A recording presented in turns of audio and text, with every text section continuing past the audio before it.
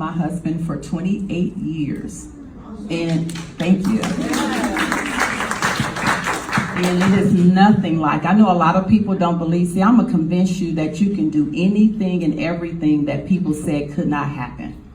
They said that you can't work with your husband every single day. I'll go nuts. Not true.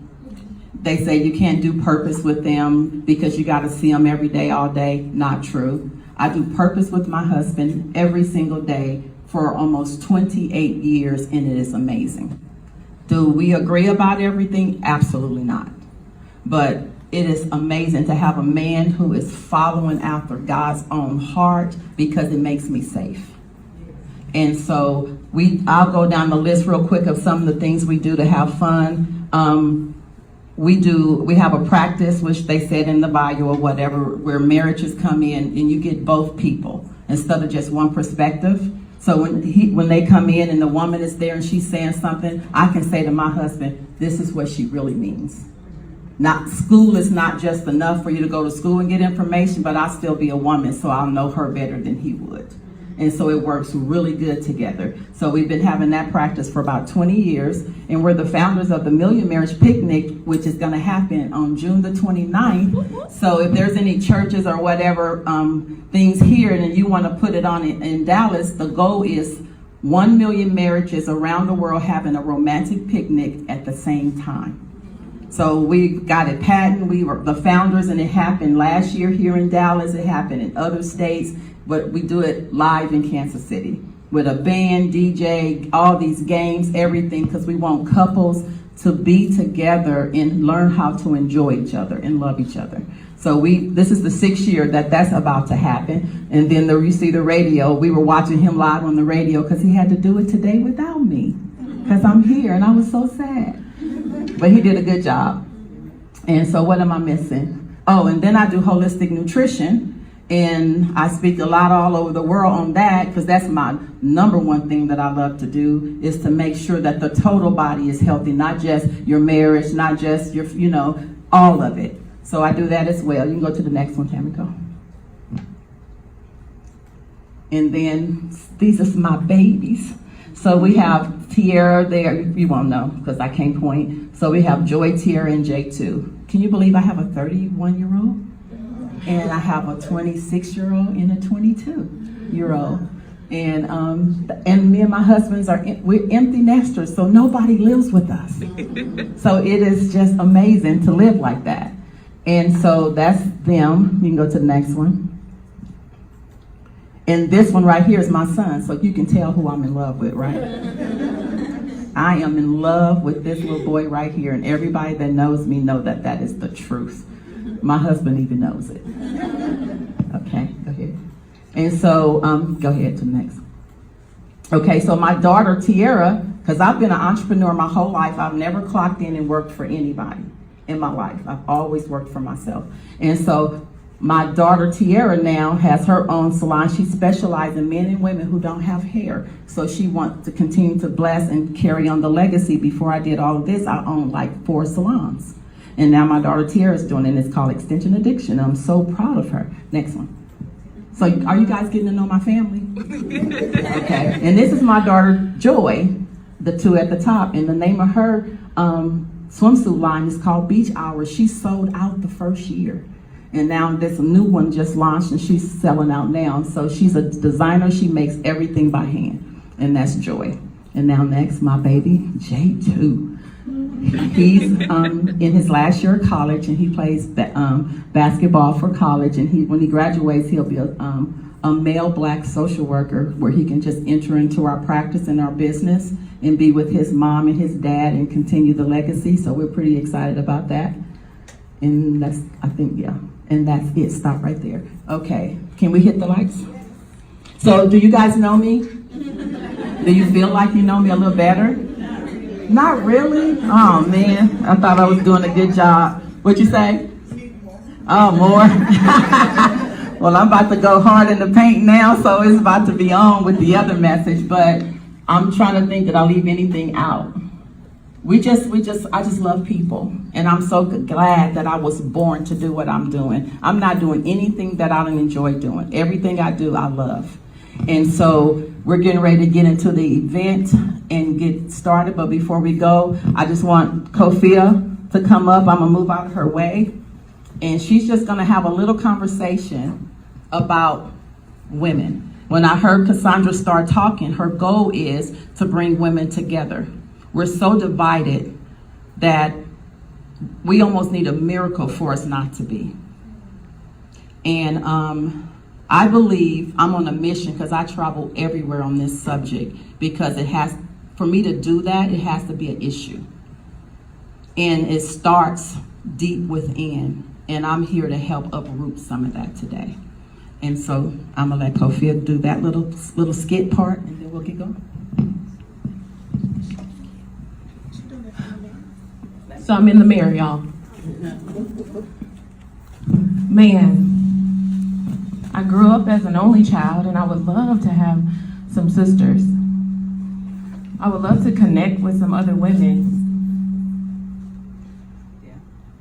I would love to hang out and do all those things. I would love to be friends with them. I would want somebody to go to the mall with. I would want somebody to connect with. I would want somebody I could call and tell them how I'm feeling. But something inside just won't let me call. She don't really like me. How could she? She's so successful. She dresses so nice. She's got her degrees. She's married. She wouldn't want to be friends with me. If she only knew me, she wouldn't really accept me. I've made too many bad choices. I came from a different background. I don't even like me. How could she? If only we could be friends, though. I really want a sistership. I mean, I see people hanging out. I see the women taking selfies and loving on each other and congratulating each other and liking each other's posts and giving high fives on Facebook and social media. I would want that. But for whatever reason, I don't think it's possible. I don't think it's possible for me. If only I could have a sistership. You know what I'm gonna have to do? Here, hand me my stuff over here. I just can't use that table.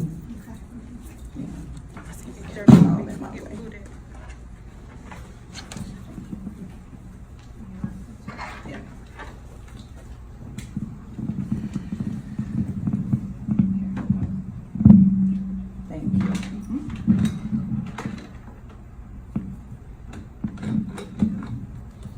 All righty. So we're getting ready to go ahead and get started. So we already know that it's the woman behind the mask. So everybody have a mask at their table. So I would like you to put them on. That's right now.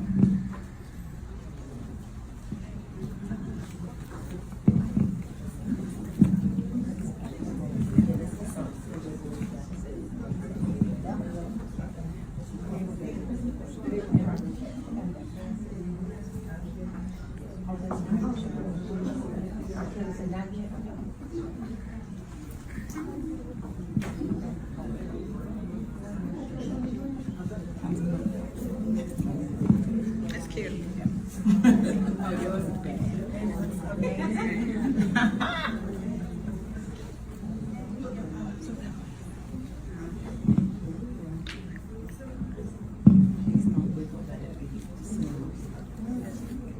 Everybody got them on? Give everybody time.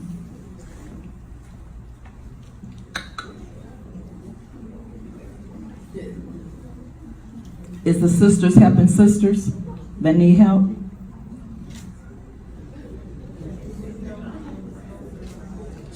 She's fine, because if she can't see video, then I'm okay. I see some in the back that don't have them on. It should be one that has the string, not the one that has the stick on them. Do everybody have one with the string on them? And if it's someone at your table that can't tie their own, can they be helped? You good? Okay. No, she good.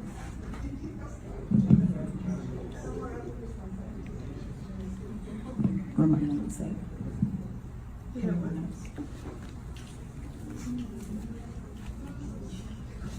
Everybody got them on?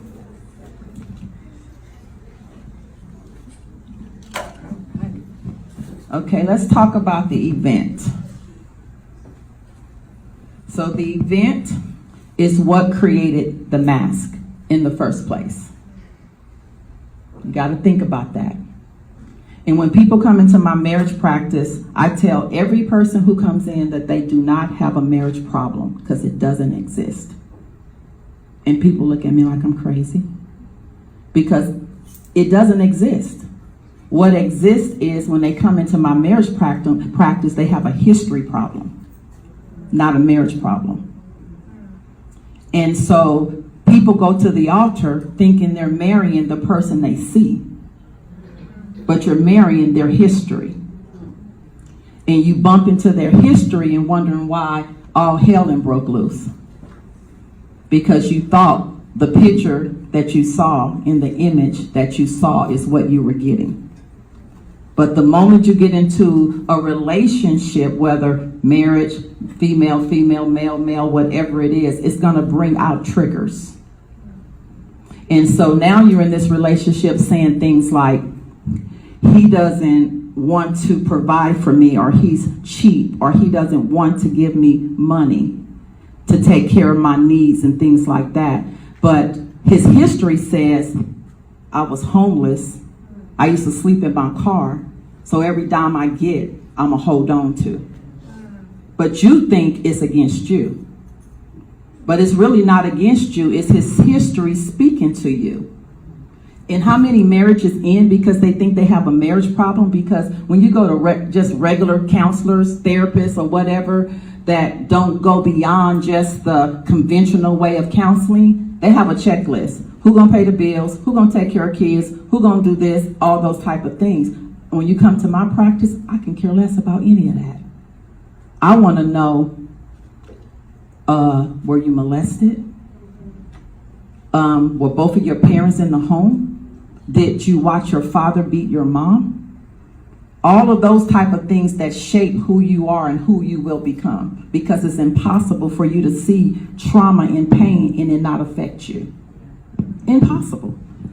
And so we talk about sistership and sisterhood. That was formed way back at 2, 3, 4, and 5.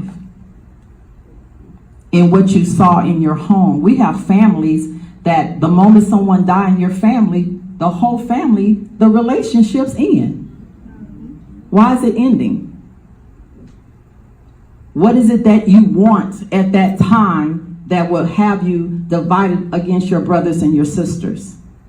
You have to think about what's deep down in your soul that will make you fall out with your family when a loved one dies. That's the time that you should be coming together. But it's something that you want that you're not getting that's causing the pain.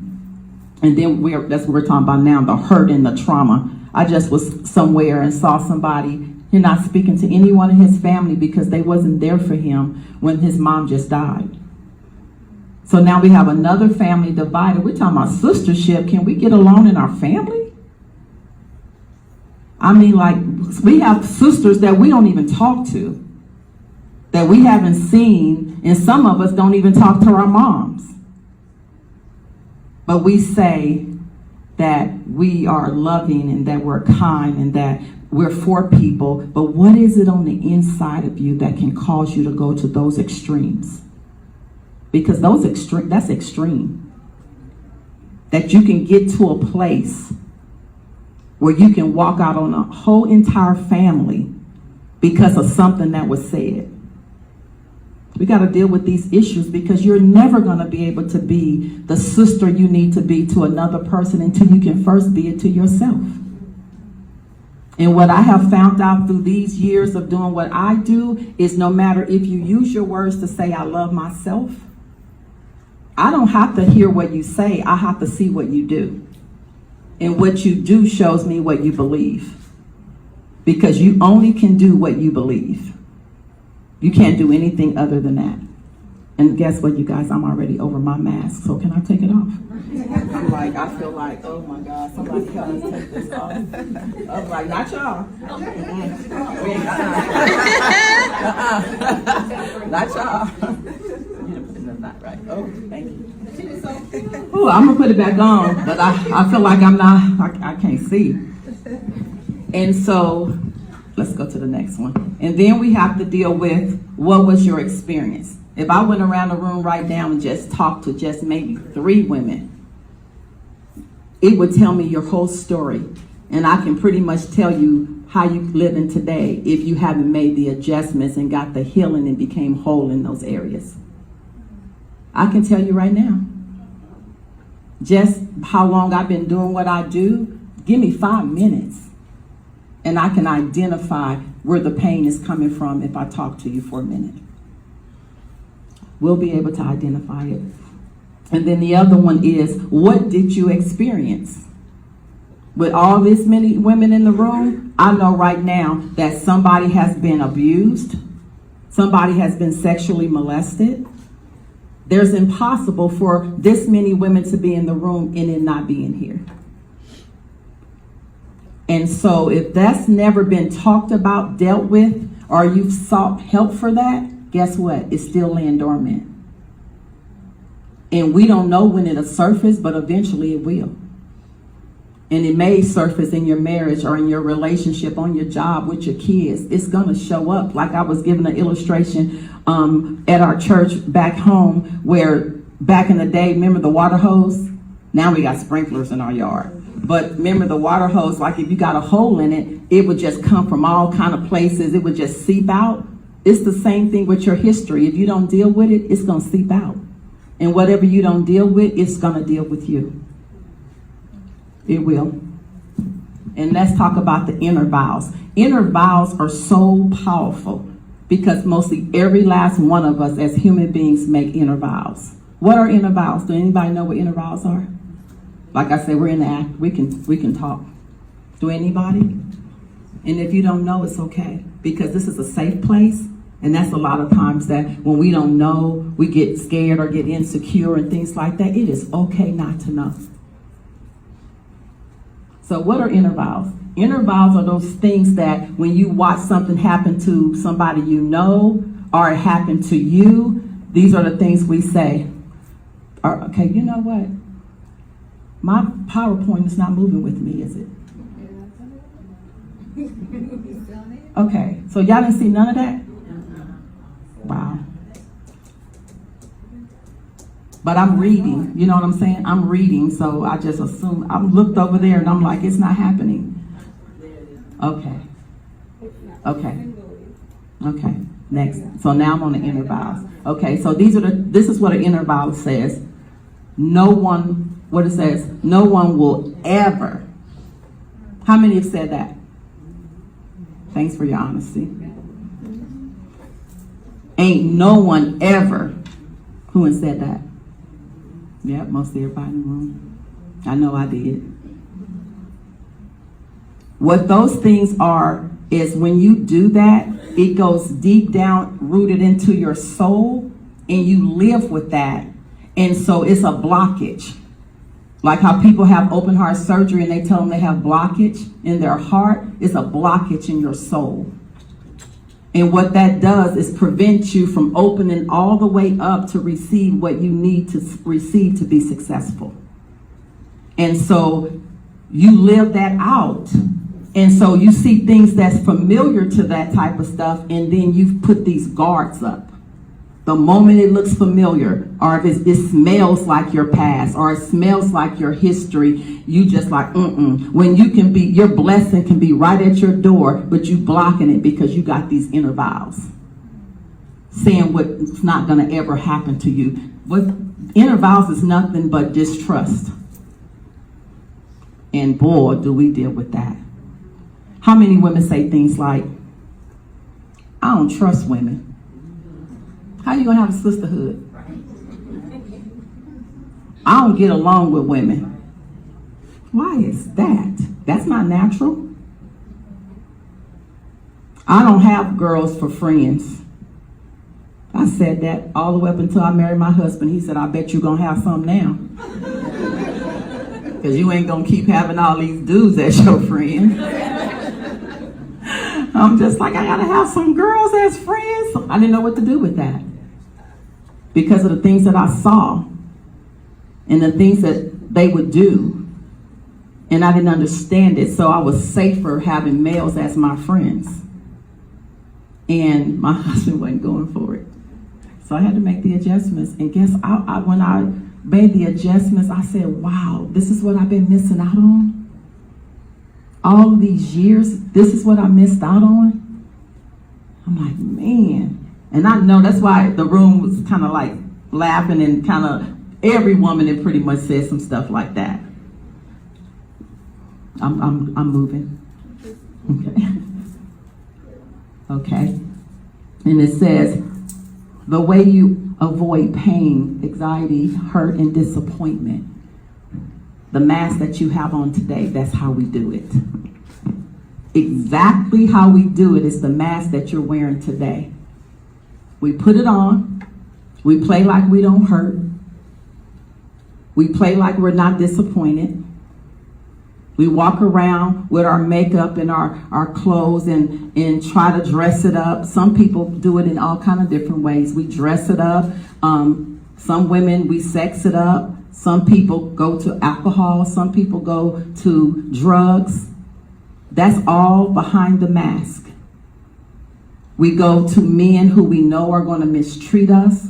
Well, how could that happen? How can a woman hook up with a man that will mistreat her, and he's done it more than once, but we keep giving him one chance after the next, after the next? Why is that happening? What you don't want to believe is what you truly believe about yourself. Because a woman who is in love with herself will never tolerate it. Ever. And it's no shame to feel shameful. What you need to understand is this is the opportunity to get the information and make the adjustments and say, if I continue down this path, then I know that I am having a self-worth issue, that I am feeling this way about myself. That's why I can allow someone to mistreat me. That's all behind the mask. And that's how we live, day to day, day to day. We can put the makeup on and walk outside and smile and be broken. They just can't see your mask. It's invisible to them. But people who know you, or people who are in the profession, the moment they see you, they'll know it. And you're hiding. When I think about shame, shame is a dangerous thing. Shame will never take you to a place of healing. It would always keep you in a place of pain. So shame is not a part of your inheritance. It's not something that God gave to you. So when you start walking around feeling like you can't do something right or you're not good enough, that is the biggest lie that you can ever believe. Because no matter where you've been or however low you have gone, there's always a place that God can take you. And I'm going to pause right there because I don't want y'all to think this is how I always was. Where I'm at today. When I think about the pain and the things that I've experienced in my life and the thoughts that I used to have, my thought life was jacked up. Where it was like movies playing, like motion movies, like you go see at the AMC. They were playing in my head. And what are movies? Those things that are not the truth about you. The things you believe that other people said about you. The life you lived that you wish you can live a different life. All of those are movies that play in our head that keep us in a dark place. And keep us in those secret places. I think about when the root of rejection entered into me way back when. I think about my stepdad, and I think about his family.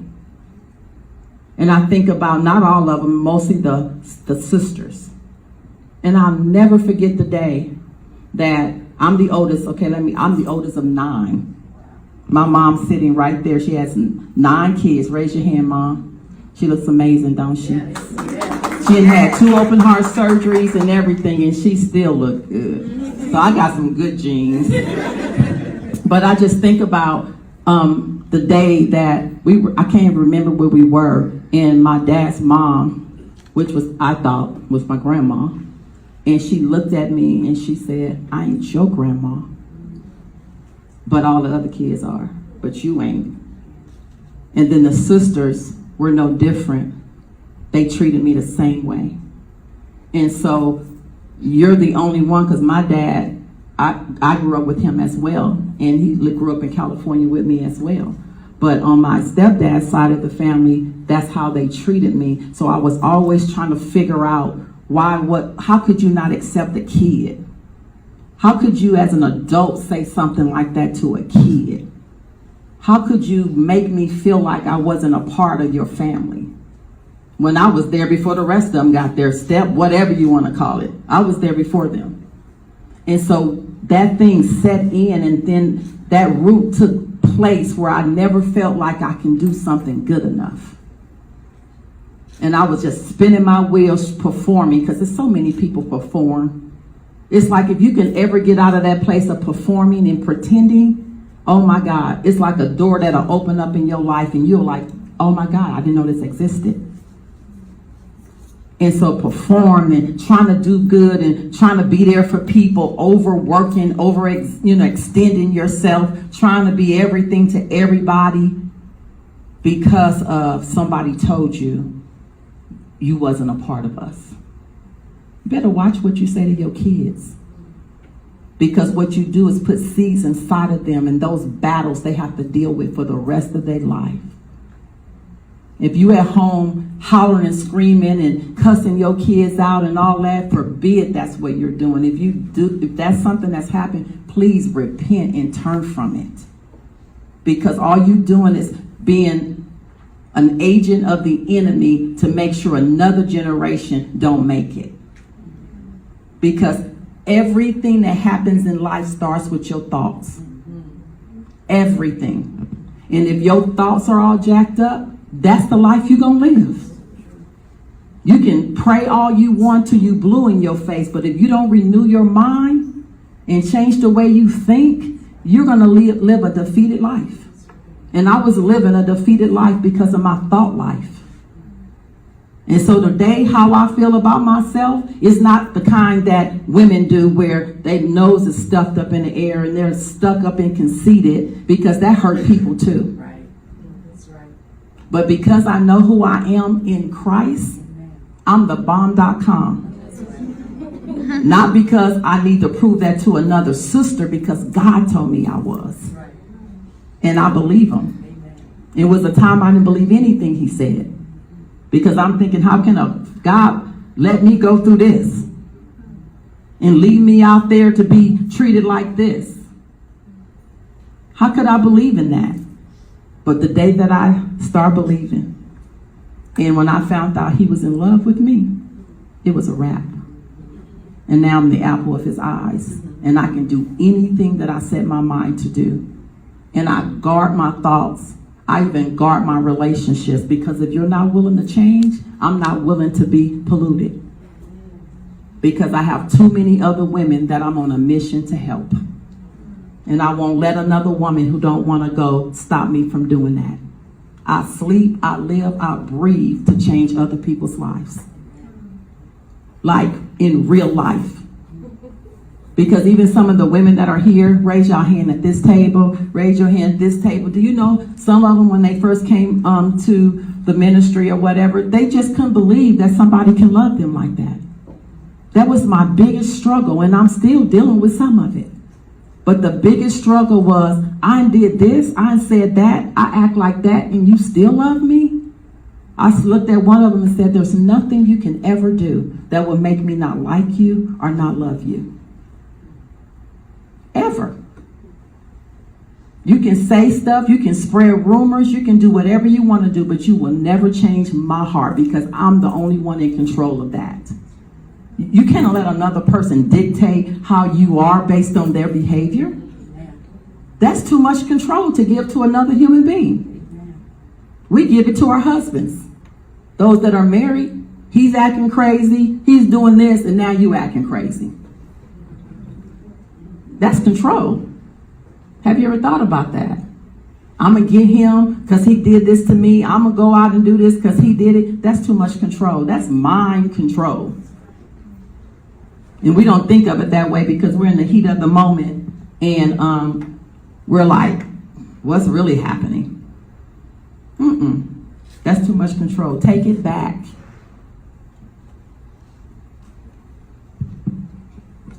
I need you.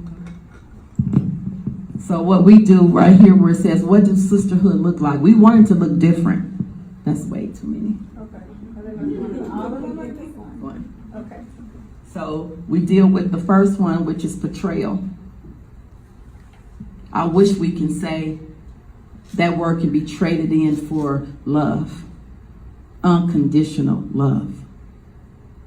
We will betray somebody in a minute. How do we do that? You do it with your words. You do it with your words. You say she's your friend, but when she hang up the phone, if it's another friend around, you will talk about her. That's betrayal. That's self-hate. Did you know betrayal was self-hate? You have to think about that. Let's try to think for a moment. I say I'm whole. I say I love me. But it's something inside of me that can use my words to destroy another woman? So which one is the truth?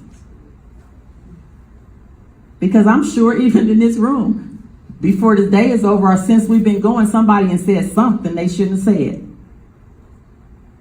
Because we don't know that we're doing it and we don't even know it's a part of who we are. Think about that for a moment. I really want you to think about that behind this mask. What is it that you think that's on the inside of you that will make you use your words to destroy another woman in a negative way with your words? There's nothing left inside of me because I got the help that I needed. I got counseling. I did whatever it was going to take to become whole. So now on the inside of me, I don't look at no human being, another woman, and look at her and be like, yuck. It's not in there no more. I don't have to uproot it. It don't exist. It existed long enough.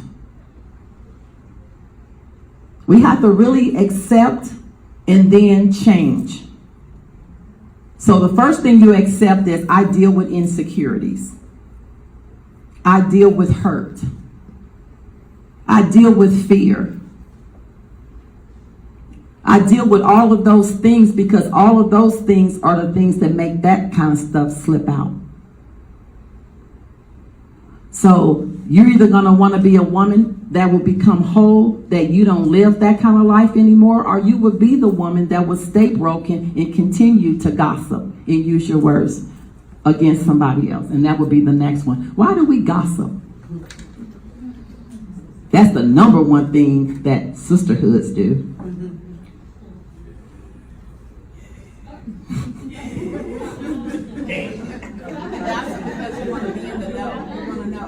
Yeah. But what good can come out of gossip? There can be good gossip. Nope, no such thing. No such thing. Because the other person is not there to defend themselves, to have a word in the matter, or anything. They're left out of the loop. So how could... men don't get to talk in this group. Okay, go ahead. Go ahead. No, I was going to say gossip doesn't build. At all. See, that's the number one thing about gossip. And when you realize that does not build a thing, it tears down. That's why I say, what good can come out of gossip? What good? But guess what? I know when we're done today, I know it will continue. I'm not that crazy. I will have to be here for a month straight. But what I am doing is dropping seed and dropping information to know when you do that, remember that I told you the person you're talking about is not the problem. The problem is you. It's an inside job.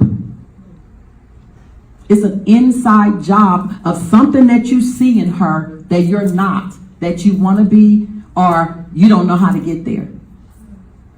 The last one of these that I did with the mask at another event, it was so beautiful to me because I've never seen people so honest in my life, and I'm all about being honest.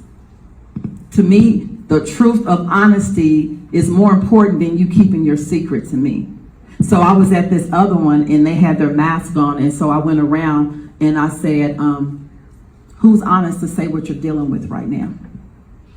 And one of the ladies raised her hand and she said, I'm dealing with jealousy. I asked her to come up. She came up and I said, do you ever think about why? She said, just like when you walked in the room and you're the speaker, I instantly became jealous. Guess what? I can respect that because she was honest. Some of people think it. I'd rather know you thinking it than not. You know what I'm saying? And so she was honest enough to come up, stand next to me and say, I need help. The moment I saw you, I became jealous instantly. I gave her the mic. I said, why? She said, I just looked at you and it was something on the inside of me and I just want to become this and I'm not. And she just went down the list. And I was able to really help her because she was one of the ones who was able to tell the truth. And she wanted to be free, but she didn't know how. And we know we get envious and jealous. Why? That's an insecurity issue. What do you see on her that you want that makes you mad? That's a problem. And we got to deal with this stuff. You're never going to have the best life. And I know that everybody desires to live better. I may be living a good life right now, but there's always somewhere else to go. Always. I'm not where I want to be.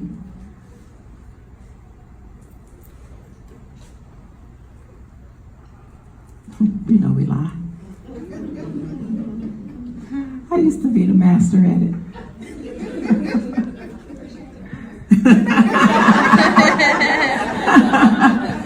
That's how you stay free. That's how you stay free. And it was just because I felt like in the environment that I was cultivated in, that was the way that I felt like I can maneuver through everything. I didn't choose to do that. I was put in an environment that cultivated that. And a lot of us do things that we didn't ask to become, but you were cultivated in that environment. And it produces these things. Fear produces lying. I'm afraid that you're not going to love me the same. I'm afraid that you're going to reject me, so I will lie. To protect yourself. That's all it is this mask that we use to protect ourselves. And there's a way out. And the number one thing we do is compete. Competition. We're so good at that. I heard somebody tell me one time when I was speaking, I hear a lot of stuff. So you do the same thing I'm doing? And I'm like, huh? Because I don't think like that. And she said, we both can't do it. Like, why not? Can't we just be friends and get along? No. They felt like if I was doing it, it was going to cause them to fail, not be able to do it, or not be successful at it. I'm just like, wow. And they believed it with their whole heart, that they said things, well, maybe I should change what I'm doing. If any one of you guys can get up and speak right now, it won't change my message. Because I'm on an assignment from God to do what he told me to do. So another human being cannot change what I'm supposed to do. Amen. I'm not in competition with no one but myself. Amen. All I want to do is say, you are gorgeous. Where's this? A lady that I saw. Where's she at? Right here, behind the lady with the hat on, at the yellow thing around the band. The lady, you see me? Come here, beautiful. When I got here, I was, this man right here had me taking all these pictures, and so I was smiling or whatever, and I just kept glancing over. I said, man, she is straight up gorgeous. That's what I said. But most people can't do that. Why can't I look at her and say, man, she's gorgeous? We saw her too. Okay, praise the Lord. And so what we do, if I'm standing, she kept smiling. I looked over at her, she smiled. I said, how pleasant is that? I looked at her again, she smiled. I said, how pleasant is that in my head? Guess what we do? Why is she looking at me? I wonder what's her problem. She's been looking at me for a long time. If she keep looking at me, we're going to have a problem. Where are they coming from? Where's that coming from? Tell me we don't do that. Why can't I just be looking at her because she's pretty? How come I can't be looking at somebody because they got on something I like? Why does it have to instantly become negative? Why? Inside job. Inside job. Give me the benefit eventually to say, I like what you got on, or you cute before you ready to go to war. You see what I'm saying? Thank you so much, Hubs. Oh, hey.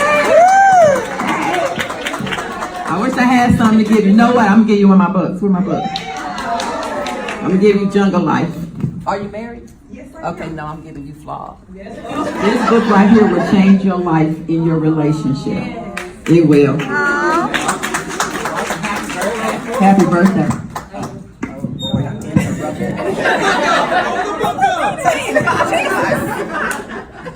Thank you. I love him. He became my best friend since I've been here, right? I told him I like him because he's real. That's what I like. But you got to be able to do stuff like that and be comfortable doing it. Start practicing if it's not a part of who you are. Look at the lady at your table and say, you're amazing. And guess what? One day you're going to really mean that. You're going to really mean it.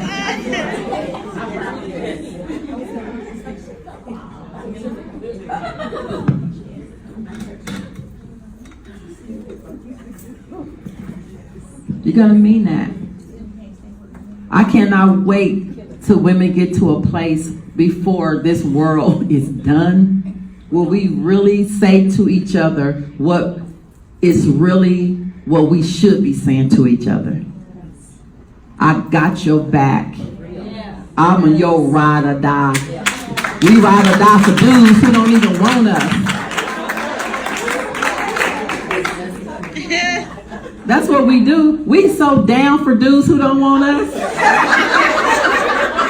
We ride to the end of the earth, and we won't even ride to one for your sister that you see every day. Man, ride or die for that man you don't see.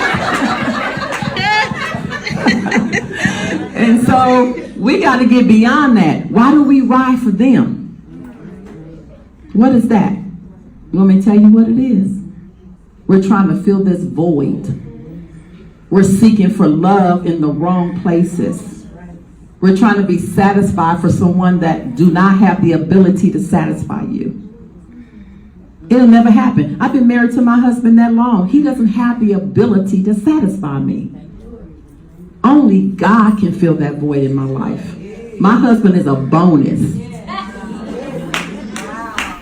that I get to do stuff with because I'm married. That you should not be doing if you're not.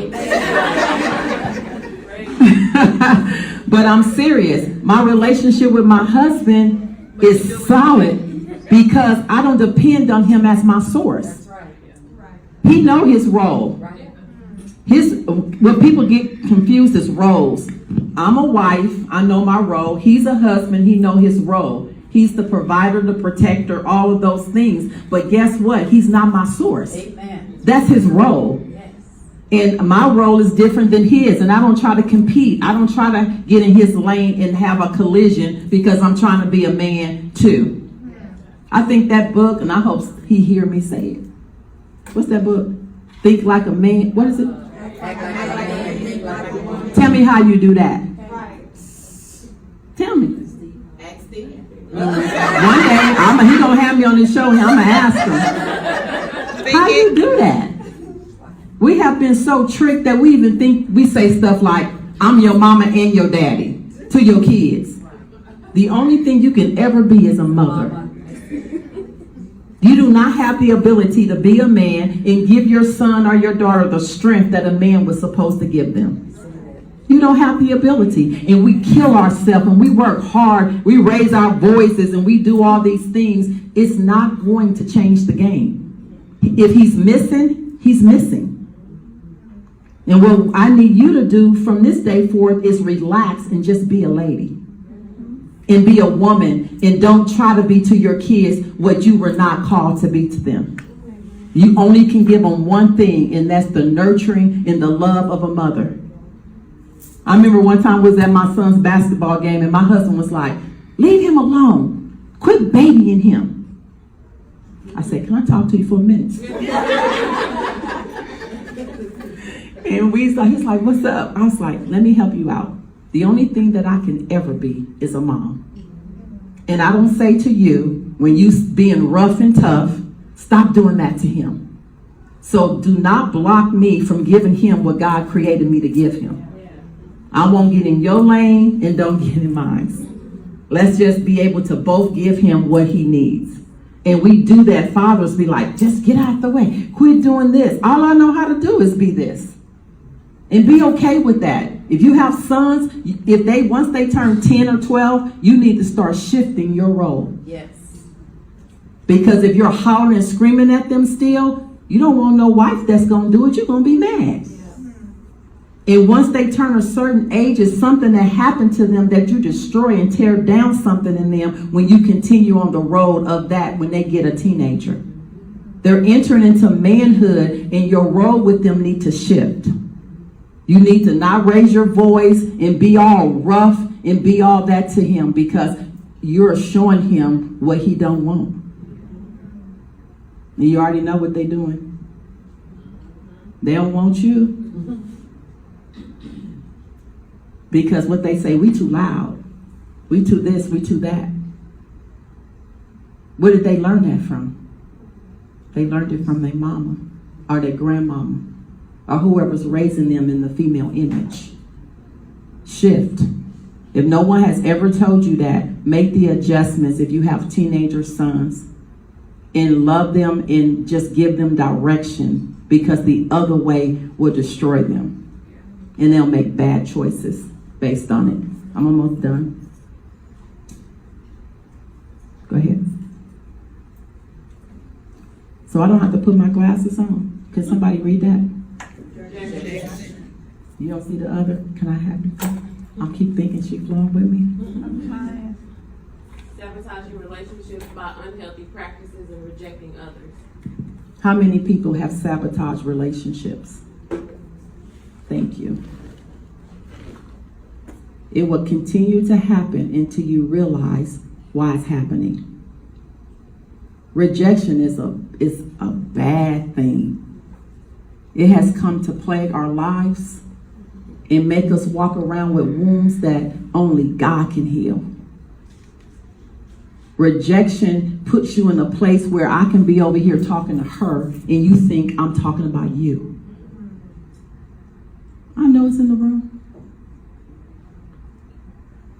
It's like, what is telling you that I'm talking about you? That spirit of rejection that's laying dormant in you that makes you feel so uncomfortable and insecure if you're not included in the conversation. All of these things and these nuggets and tools that I'm giving you, I hope you write them down and that you take them, and then when these things pop up, you can go back to say, oh, that's what I'm doing. That's a behavior that I'm doing that is all on me. Because everything we're dealing with today, somebody else may have given you the history, but now you have to decide if you want to change the history. I changed mine. I wasn't going to stay on the path that I was on based on where I came from. I wasn't. Change? Okay. Go ahead, Kofi. Withholding trust, avoiding disappointment by refusing to be vulnerable with or dependent upon another. How many women in the room are dealing with distrust right now? Thank you. Where I don't trust you. Or you don't, some people don't even know they're doing it.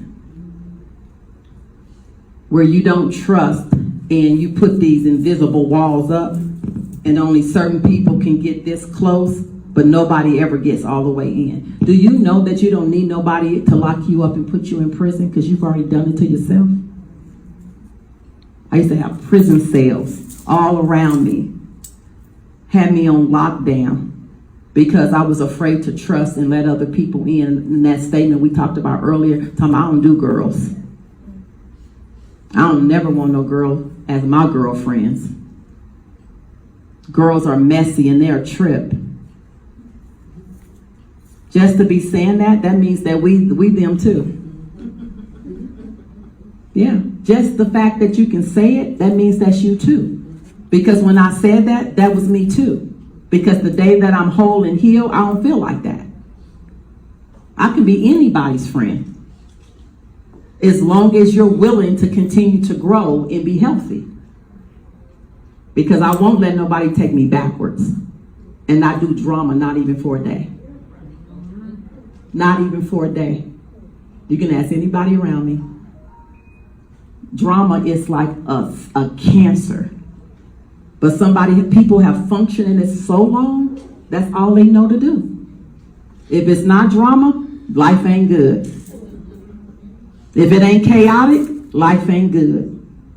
If stuff get too good, now you think it's something wrong because it's good. Think about that. Stuff is going smooth and good and you stop and say, whoa, wait. This don't feel right. I know it's just a matter of time before something crazy happens. You don't have to think like that. You don't have to feel like that. Because life can be good if you change what you believe. And my husband was saying something about, I don't know, about four Sundays ago about assigning motives to people. That's the number one thing that destroys relationships is when I decide what my husband's motive was by what he done. So he's supposed to maybe cook or something when I got home. Just play like it because my husband don't cook. Nothing. I don't even want him to make ramen noodles.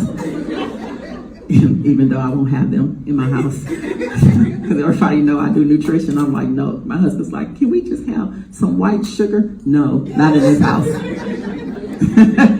It's so funny because my cousin, look at me, I'm with my mind when Jennifer is here from Mississippi. Jennifer, stand up. I haven't seen Jennifer for, almost 15 years, Jennifer? And she's my first cousin. And she came in from Mississippi. And I'm like, I was almost in tears yesterday to see her. But our other cousin, Estelle, that lives in Mississippi, that's been almost 20 some years ago. And she still teased me saying, have you ever gave your kids some Kool-Aid yet? I'm like, my kids ain't never gonna have no Kool-Aid. We went to Mississippi to see all of them down there, and I'm like, Kool-Aid? That's all sugar and food coloring. And they was like, where you live at? I'm just like, no, it's never gonna be in my house or whatever. So that's an inside joke that we do. And then my other cousin is here. Kelly, stand up. She don't like to be put on the spot, but I'm gonna do it every opportunity I get. This is my sister cousin. This is my mother's sister's daughter. And I haven't seen Kelly in almost 10 years? How longer? 7 years. And she lives in Chicago. It ain't been that far from me. So I asked her why she ain't seen me. but she's like my sister, but she's my cousin because we grew up in the same house, and then we lived next, when her mama got the house next door to my mama. So we've always been in each other's lives. And I'm just so excited and saying too, where you going, saying? See, y'all call her Cassandra, she's saying. And that's my mother's first cousin, saying is. And so just to be in this environment with my sister cousin and my cousin, and I hope I'm gonna see you more than 15 years, in 5 years, 2 years max. That's as long as we should go or whatever, because I love my family, and I'm all about sisterhood. And we just gotta get better now that we're older and that we can see each other on our own. And so what I want you guys to do is I want you to, is she getting those masks? Is that what she getting? No, the mask is already on the The table. one? Okay. So what I want to do is an exercise really quick, and the mask that she has right here, every one of you guys should have it at your table. So I want you guys to try to be honest with only the people at your table. Let's start there. You're gonna pass, let me show you, let me see. So, say if I had it first, I'm gonna have it on my face just like that. Ooh, hope it stay on. Have it, and then I'm gonna tell what I'm hiding behind. One of the things, you don't go down the list and try to say 10. No, one thing that you're hiding behind your mask. And if they feel led to be able to say anything else, that's fine. But I just want you to be able to say it, because when we're able to talk about it, we can get free. As long as we keep it a secret, we can never be free. So we're going to start there, and then we'll talk about stuff after that. So I'm going to give this back. And so start at your table, and let's do the exercise real fast.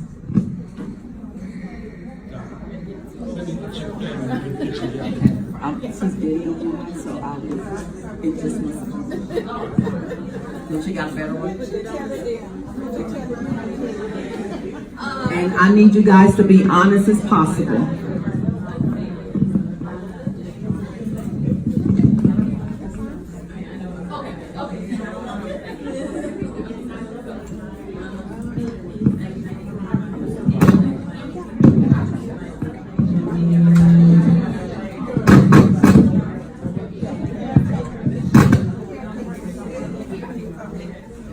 You want me right here? You want me right here? Who? My cousins? Oh, Jenna. Sorry, y'all just since y'all been hosting. Okay, tell them.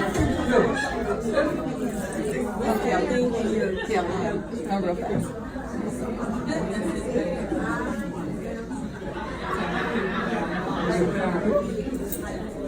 You can put it back on. You know what? I didn't want to interrupt. You know what? I'm so sorry.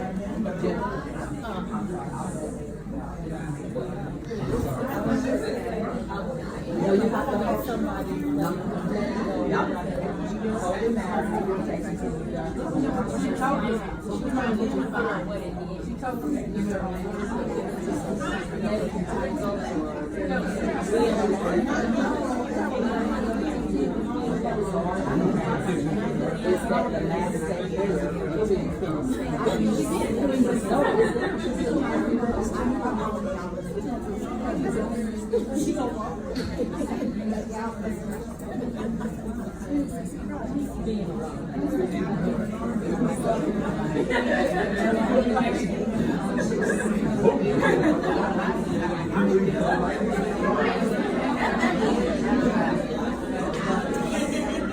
I ain't gonna mess with y'all table.